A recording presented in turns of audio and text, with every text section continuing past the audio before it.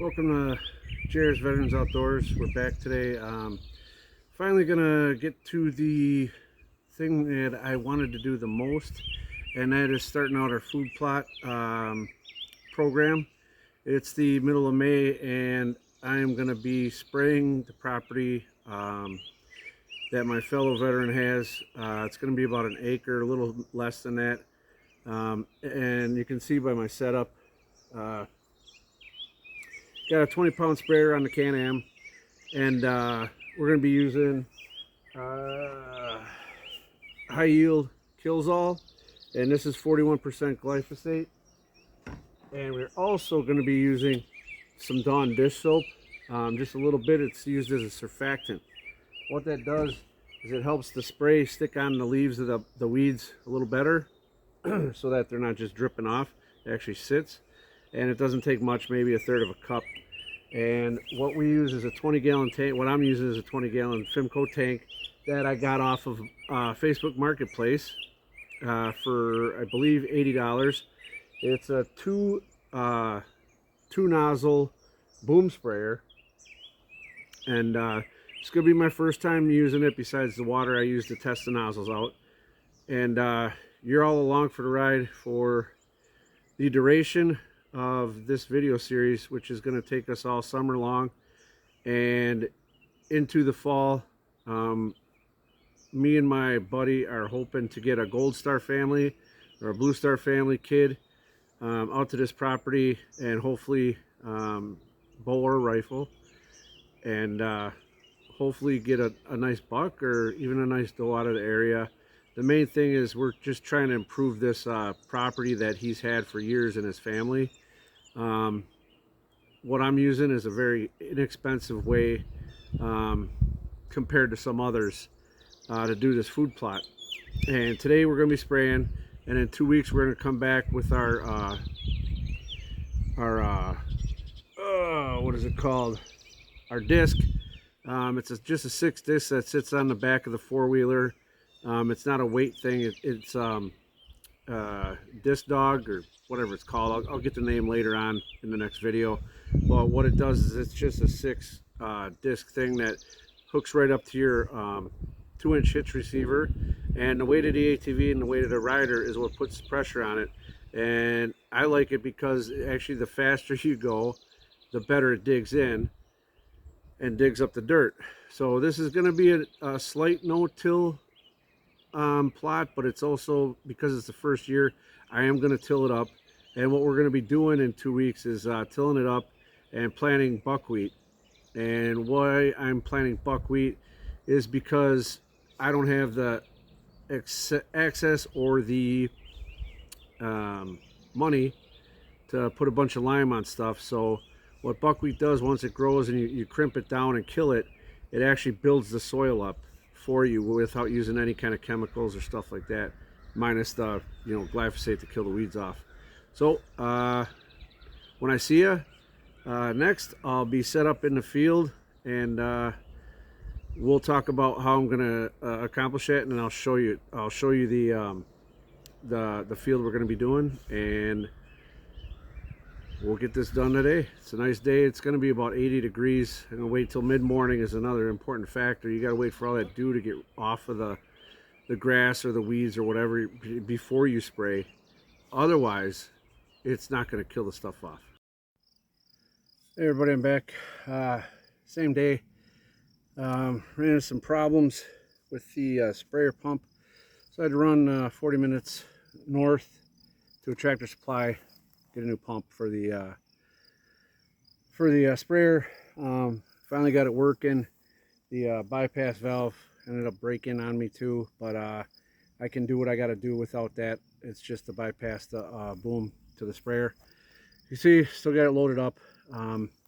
This is the field right here, and I'm gonna be spraying, planting on, all that. It's about 3/4 of an acre. If I get in between some of these small pines, it's about an acre total. So what I did is I mixed up that 41% Gly and some surfactant, a little bit of Dawn dish soap. Filled it up about yeah, almost right to 20 gallons. So it should do this field once and a little bit of an area north of here, a trail where it widens out, and maybe even do the field twice. I'm going to start it out, the ATV, on 3 miles an hour with the accelerator limiter on this Can-Am that I got. We're going to test it out, see how that works, and hopefully we could get a nice even kill. And I'll be back. You'll see me doing the work. Well, I'm back. As you can see, loaded the machine back up.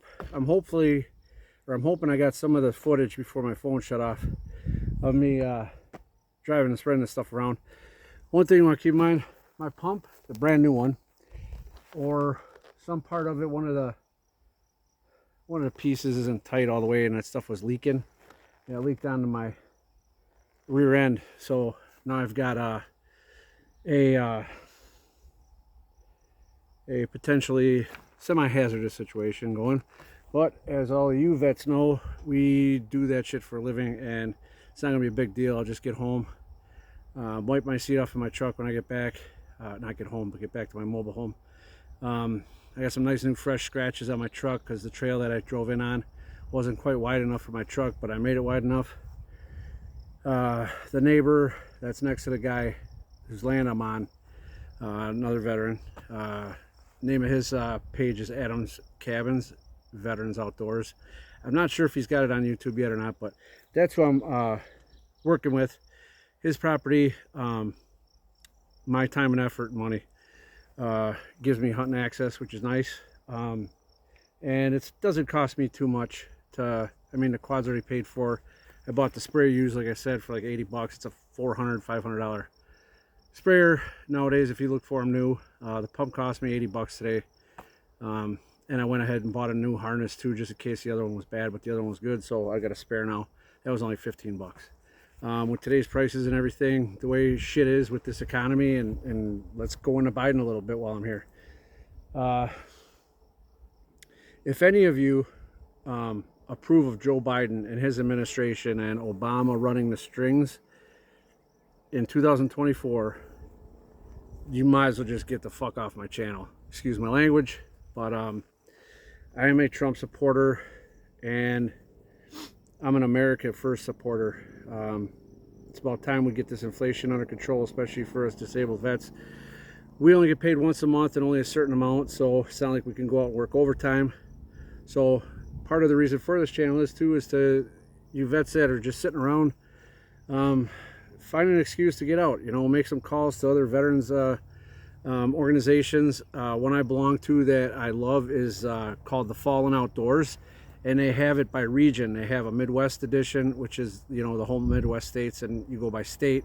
And what they do is they have people that are kind enough to give away fishing trips and hunting trips of all sorts, permission to hunt on certain people's land. Get on there. It's on Facebook, the Fallen Outdoors. That's kind of how I met Mike here. It just so happens that he was 6 miles from where my place is. So it just worked out that way. Met him last year. He let me turkey hunt in this field, the same field. I didn't have any luck, but I was kind of fidgety too. Didn't want to sit around, but I know there was turkeys out here midday and I just couldn't sit long enough. But it's warm out. It's about 80, and it is the middle of May. It's before Memorial Day. It's the weekend before Memorial Day weekend, so when this video drops, you'll know when I did this. My plan is to come back in 2 weeks, which would be about the 30th or the 30th to the 3rd or whatever of June. And that'll give it 2 weeks for this field to die off. And then I can go ahead and hit it with the disc that I also bought used on Facebook Marketplace. It cost me, I think, $120. It's about a $400 disc. It's 6 discs, and it attaches to the back of your ATV or UTV. Have something over about probably 400 cc's, I would say, for it. What happens is, the way it works is, it's not a tow behind. It sits in the receiver. You hitch it in there. You can drive out to remote places with it. I'll show you more of that when I do it. But just to give you a heads up on all the money I've spent on seed, equipment, not including the ATV, you know, the disc, The roller, I got a yard roller last year that you fill with water or sand, and that's what I'll be using to kind of crimp, I guess. Poor man's crimp. When I need to roll over some dead buckwheat later in the summer before I plant the brassicas and the clover out here. My plan is to have a decent mixture of stuff for the deer early season and all the way through late season into the winter. So when when first green up starts and the snow is gone, that clover will really hit first before anything else does, and it really helps the doe population out in the fawns. Let me see, what else am I missing? So like I said, you can see the field, you can see my tracks. Hopefully I got some footage of that for you before my phone shut off. I noticed that on my second or third pass. Like I said, I'll be back. I'll drop this video hopefully soon, and I'll be back in 2 weeks to disc it up, and I'll show you all that and the equipment I'm using. Like I said, the price for all my stuff, not including the ATV, including gas, you know, out here and back and everything, even with these high gas prices, right now it's $3.49, May of 24. So remember that come November. Sidetracked, it happens. But the sprayer was 80 bucks. I just spent another 80 on a new pump, so it's 160, plus the new extension for it with the on-off switch was 15 bucks, so 175 if my math is right. And then the disc hog or whatever I got it at my trailer, my mobile home, that was $120 I got online. I think I paid a little bit for shipping too because it's a heavy item. So altogether we were at 175, 275, 295, and then gas here and back about 50 bucks. So, you know, and that's including the buckwheat and everything, not the clover and brassicas yet, but I'm about $300 in. And this is stuff that instead of renting it, if you want to do that at like a local Ace or Tractor Supply or wherever, you can do that too if you don't want to buy the stuff outright. But it's really nice to just have it. That way, if somebody else asks you, if you ask to hunt on somebody's land and you ask them if they need anything done food plot wise, you got the equipment already. If they don't, landowners really appreciate that stuff when you work on their land and better their land, even if they don't hunt. But remember, if they don't hunt, or if they do hunt, you're on somebody else's property, treat it like it's yours. Leave it better than where you found it. If you see any garbage or ruts or anything like that, try to fix them, trees down. If I can move them, I'll move them. If I have to cut them, I'll cut them. But I forgot both chainsaws at home this weekend, and I should have used it when I went through the trail to get here, because I scratched the shit out of my truck. Thank God. I'm hopefully getting some 3M earplug money from that 3M case that, I don't know, kicked off about 6 years ago. I just found out I'm getting a piece of that pie. More than I thought, but less than we deserve. So if any of you else are into these, not into, but if you sign up for these different lawsuits that you see online and everything, they are real. I happen to be with Johnson Law Group. They were the first ones that asked me to represent them. It's a class action, so there's thousands of troops that use these earplugs that helped us go deaf, tinnitus, all that shit. The more you have wrong with your ears, well, this is already over, so you can't get into it, but if you've got another situation like the Camp Lejeune thing or whatever, it is real. It'll take a while. It will take a few years to get compensated, but they are real, and it's not like 20 or 30 bucks you're getting. I'm not gonna mention how much I'm getting, but Jesus Christ, scared the shit out of me. Anyway, yeah, it's more than 100 bucks, and it's less than what the ATV costs. So with the money I'm going to use, just to probably pay off the rest of the ATV, which wasn't much because I traded in my other one, which had only like 28 miles on it and 41 hours. So I use that basically for work too. This year I'm hoping to get out and do some riding, maybe record some of that for you. I was going to do it tomorrow, but it's going to be 86 degrees up here. Like I said, the week before, more like 86. That's too hot for me to ride because I wear long sleeves. bibs or pants, boots, all that shit, and a helmet. So it's just too hot for me with the meds I'm on. I can't handle that kind of heat.